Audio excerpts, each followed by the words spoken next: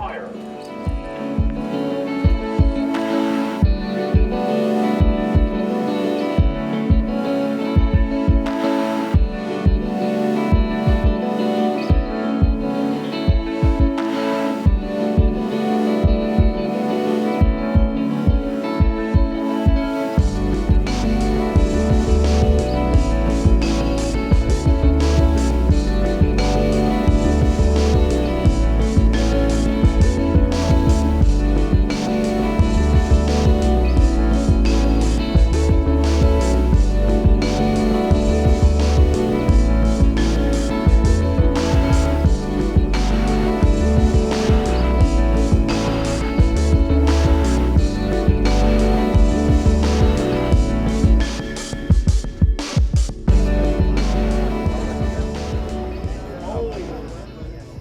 There's a boy on the internet that he's some kind of kid. Okay.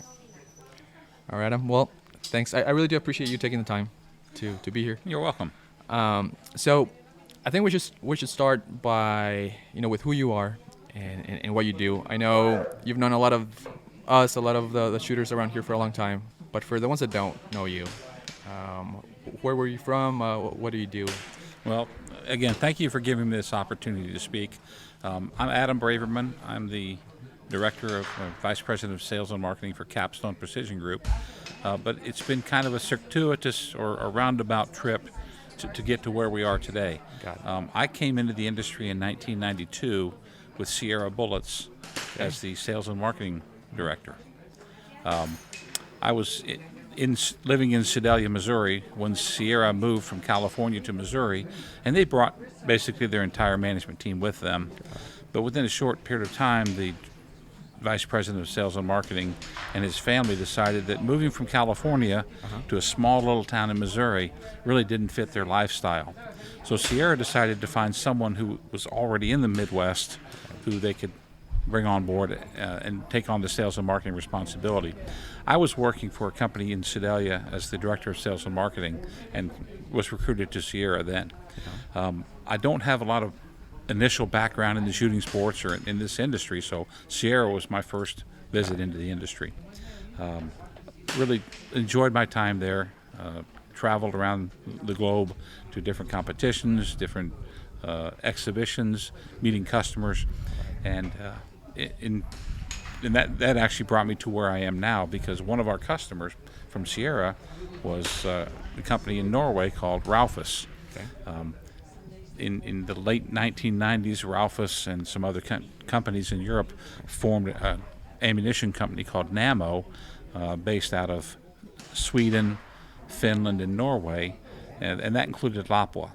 And Lapua was looking to increase their presence in the U.S., so they reached out to me to see if I would be interested in talking to them about U.S. business.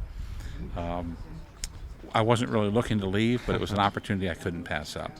So I started with Lapua in 2005 as the business director for that company.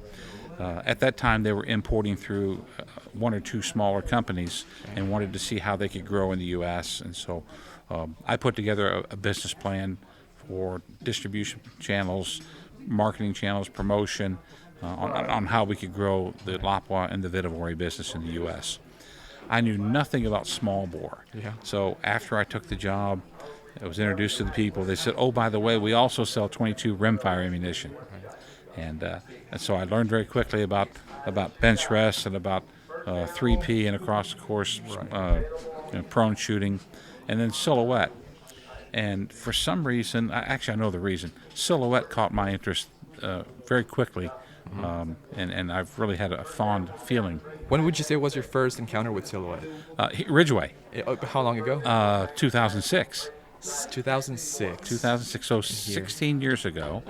I came to Ridgeway because one of the first things I did was try to find brand ambassadors or sponsored shooters in all of the different disciplines. One of our importing companies was Graff & Sons in Missouri, and the person whom I contacted there was excuse me, Chris Bixler, and he suggested that I contact Mark Farr and Jose Rodriguez as sponsored shooters. And so I reached out to both of them. They wanted to be part of Team Lapua. and that's how I first met Silhouette. Wow. You mentioned traveling with Sierra for work and across the globe. Did that include Mexico too? It did not. It did not. It did not. It was mostly U.S., Canada, Europe, Australia, New Zealand. Right. Well, now I know you're very involved now with the Wonder Cup, and obviously Mexico is going to be a big part of that. What are your thoughts on including now Mexico on I guess tying it to Capstone and the Lapua business and their sponsorships? How do you feel about it in general? I think there's a tremendous opportunity for our brands to do well in Mexico. The biggest hurdle is the regulations necessary for us to import into Mexico. It's got to go through the government, through the Army, and then into different retail trade. Right. Do you know any Mexican shooters at the moment, or silhouette shooters at least? Absolutely. Yeah. I know a lot of Mexican shooters. Right. That's the one thing that really drew me to Silhouette. Right. The difference between this discipline and other disciplines where people are shooting paper at different distances is when you're shooting a steel animal at 40 or 60 or 78 or 100 meters. You get instant feedback, whether it's good feedback that you knocked the animal over, or if it's bad feedback that you left the animal there. And the second thing is the family that Silhouette is. Everywhere that I've traveled to Silhouette matches, everyone's made me feel so welcome. I've met so many great shooters from many different countries, whether it's Canada or Mexico or Australia, Europe. But the Mexican shooters have made me feel so welcome, and they've been great supporters of our brands. Yeah, it is a great crowd. Personally, I'm not very involved in other shooting modalities, but I'm very happy with the family we have here. I do wonder though, maybe the majority of the people that watch the podcast are shooters like me, and we love it. We love the sport because of what it is. But from your point of view, you are a shooter, but you have a very unique point of view just because you represent such a big brand, right? So, not so much as a shooter, but as a branch ambassador and as a marketing director. What are your thoughts on Silhouette? Have you seen it grow? You mentioned starting in 2006, so throughout those years, I'm sure you've seen a decrease or an increase, and how do you look at it as a market? That's a great question. I look at it as a growth opportunity market. It's not growing as fast as I would like it to grow, but it's not dying like people told me it was when I first came into this industry. So in 2006, people would say it was dying. Yeah, people said that you don't see the crowds. There used to be 300 guns here at this match, which meant 150 people. But I think people who shoot Silhouette find that it's so challenging that they love it, and it's unlike any other discipline. You're not laying down. You're not holding onto a rest, or you're not on a bench. You're standing up on 2 feet, unsupported, shooting at a target that's too small to shoot with the ammunition you have in conditions that are most of the time very difficult. 100%. So it's really challenging, but it's so much fun to see. It doesn't matter, if the person is young or old, if they're a man or a woman, if they're skinny or fat. It doesn't matter. Anybody can do well at this game. I think so too, and I think we've seen that sometimes the people you think might not do as good, maybe like kids or women, are the ones that are. Yeah, that's just beautiful. Yeah. So that's great.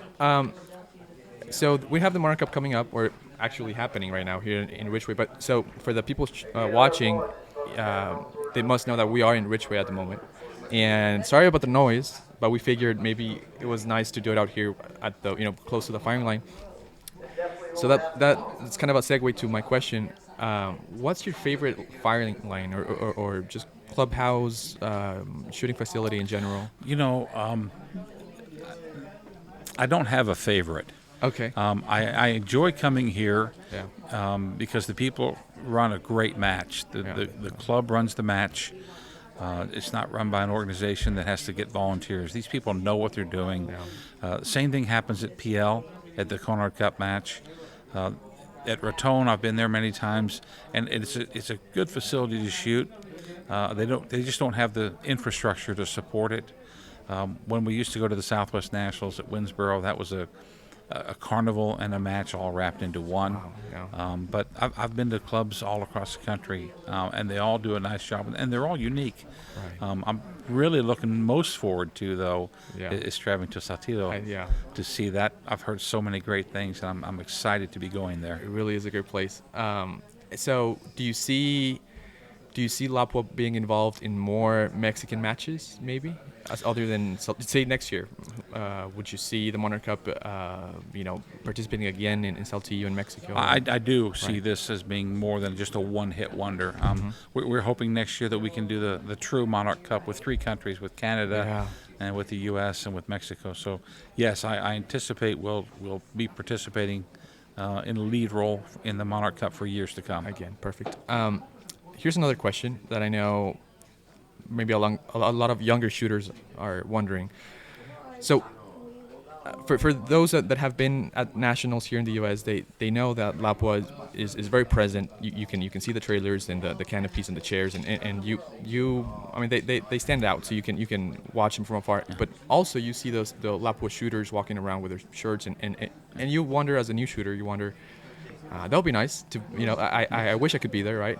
What would you say makes a good candidate for a sponsorship, right? What are you looking for? That's a really good question, and that permeates not only in silhouette, but we have sponsored shooters in long range and in high power, in PRS, Yeah. across a variety of modalities.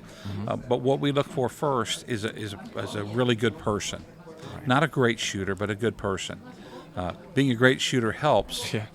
But if you're a great shooter that nobody likes and nobody wants to talk to, or you're not easily approachable, you're doing us no good. Because we're looking for people who can be ambassadors for the company when we're here and when we're not here. And that's the only thing we're looking for. And that says a lot about the brand. I know at some point you had sponsored Agustin. You remember him? Sanchez. Oh yeah, of course. Yeah.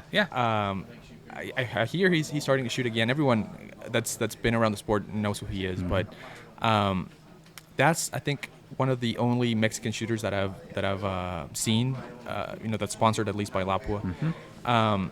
Would you consider more Mexican shooters? Or would it be? Do they have a chance? I guess a shot at being sponsored. There's always a chance. It's difficult when we go across borders because we have no authority Yeah. to ship or sell into Mexico. Agustin is a not really legend. nice ambassador. Yeah. He and Tony Teo were together with us, and Jose Rodriguez as well from El Paso. So we have had great shooters from south of the border and north of the border as well. But yeah, we're always looking for top shooters. That's great. I know I've met very few times with you, right? As probably that's also the case with many other shooters. But you and I know a lot of people, and we have a lot of friends in common, right? And I hear that you are a very good leader when it comes to managing your team and managing your shooters. Tell me more about what it's like to lead a brand. Not many people can say that have led an ammunition company. I think that's special, right? So what is it like for you to do that? Is it any different to managing a regular company? It's funny you ask that because for the first 13 years that I was with Lapua, it was just me and Kevin Thomas.